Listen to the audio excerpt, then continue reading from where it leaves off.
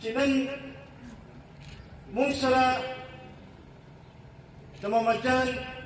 دیګیاني شهید په دې دویم کلیزه کې شریک شو او یو طرف ته محمد جان خان ته د خپل مینې او د عقیدت اظهار یې وکړو خو بل خوا ته هغې قوتونو نه چې کوم دلته کې بیدار اوازونو ته لارې نیسي هغوی هم دا پیغام ورکوي چې که تاسو مونږ نه ډېر محمد جان دیګیاني واخلی خو دا بیدار سوچ چې دی د پښتون کان د حد کتلو خبره چې ده د دې خاورې کوم ضرورت چې دی او د دې خاورې چې کوم خدمت کوم طریقې سره پکار دی هغه سوچ هغه جدوجہد چې دی هغه موږ نه څوک نشي ګشتلی او دا جدوجہد چې دی دا به تر مرګه جاري به وي محمد جان خان ما نه مخکې د هغوی نورو ملګرو د هغوی په شخصیت باندې رڼا واچوله موږ سره په قومي وطن پارټۍ کې ډېر ښه وخت تېر کړی په ډېر لږ وخت کې محمد جان خان ځان له یو داسې ځای جوړ کړو چې زمونږ یو میټینګ به هم د هغه د موجودګۍ نه بغیر چې دی هغه به مکمل نه و او په دې یو څو کالو کې ما د ذاتي طور باندې ډېره زده کړه کړې د هغه په شانتې مخلصه سیاسي کارکنان ډېر کم را پیدا کېږي ما ته نن هم هغه ورځ یادېږي چې محمد جان خان لا موږ سره شامل شوی نو او بار بار ورپسې موږ راتلو او موږ ورته دعوت ورکړو او بیا یو ورځ زموږ یو بل یو څو میاشته کوم حالات موږ وګورو نو دلته کې په موږ باندې کنټرولډ جمهوریت چې دی هغه نافذ کولو یو کوشش کېږي لګیا دی بعضې قوتونو دا خیال دی چې موږ به د خپلې مرضۍ خلک د بکسو ډکولو په نتیجه کې به راولو او چې څه موږ ورته وایو هغوی به هغه کوي او هغه اواز چې کوم د دې خاورې اواز دی کوم چې د دې پښتنو حقیقي اواز دی چې هغه اواز به دباو شي موږ نن ورته دا ویل غواړو چې تاسو به الیکشن هم کړي سلیکشن هم کړي بکسې هم ډکې کړي خلک به هم د پارلمان نه بهر ساتلي او څه خلک به هم پارلمان ته دننه رسولي په کرسو باندې هم تاسو کېنولي د حکومت طاقتونه هم تاسو ورکړي خو که ستاسو دا خیال دی چې د دې پښتون قام او د دې خاورې اواز چې دی هغه به تاسو رکاو کوي نو دا ستاسو غلط فهمي ده څو پورې چې د محمد جان دیګیاني په شانتې خلک څو پورې چې دلته کې موجود دا مخامخ پاتې ناست ده دا خلک چې موجود وي انشاءالله د دې خاورې اواز به اوچتو به او که په هغې کې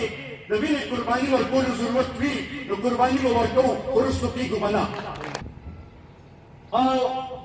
موږ چې څه غواړو هغه په دې کې کوو موږ ورته دا ویل غواړو چې ډېره وشوه شاه خان خبره وکړه خصوصا د پښتنو په حوالې سره به خبره کومه که وګورو نو افغانستان کې چې کوم صورتحال جوړ دی موږ دې ته ډېر تشویش په نظر سره کوو د څو ورځو نه بیا هلته کې چې کوم واقعات وشي بیا خصوصا دا دوه کوم چې هلمند کې کوم واقع وشو دا بل چې کوم کابل کې کوم وشوه دې ته ډېر په تشویش په نظر سره کوو لږ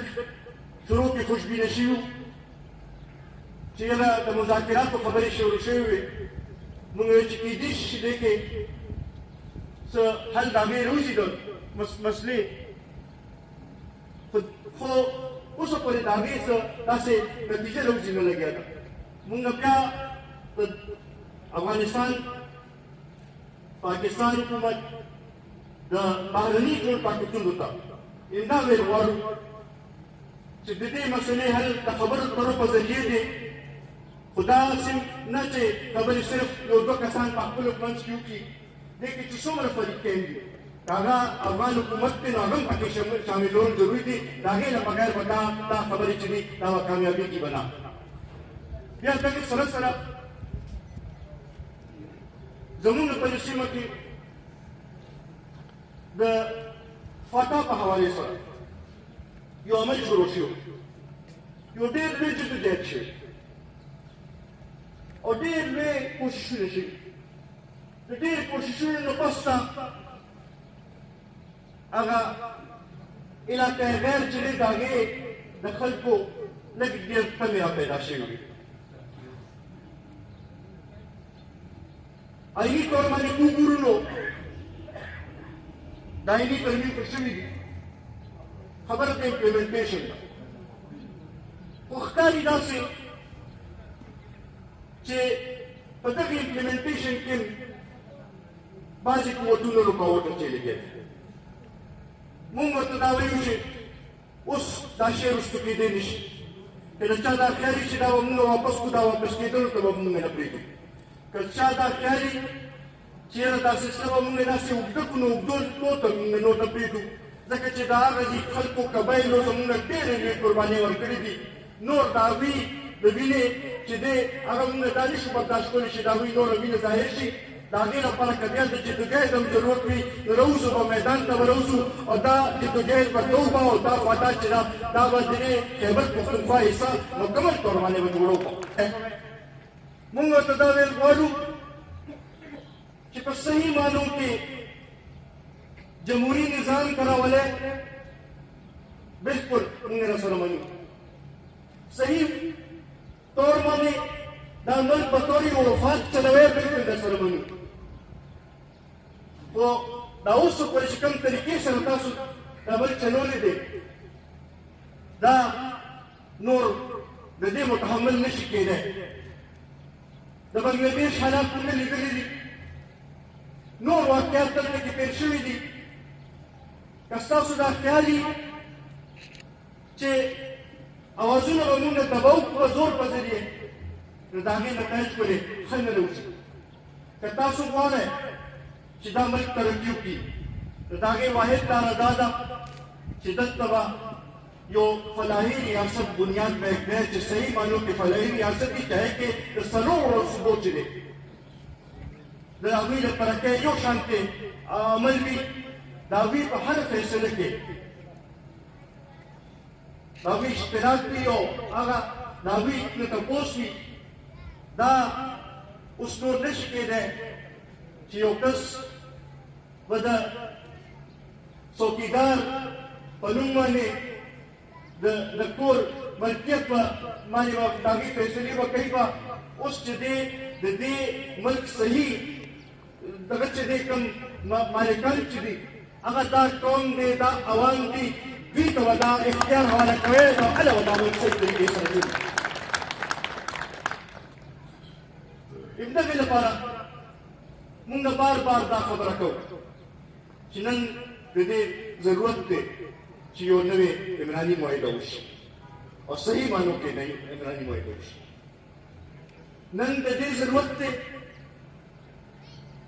چې دا په مونږ باندې چې کوم د انتها پسندۍ او د دهشتګردۍ دا یو کوم مایند سیټ په مونږ باندې مسلط کړی شوي دی چې کوم د دیزي خپل د دې خورې د پیداوار نو د بهر نه موږ باندې هغه مسلط کړی شوی دی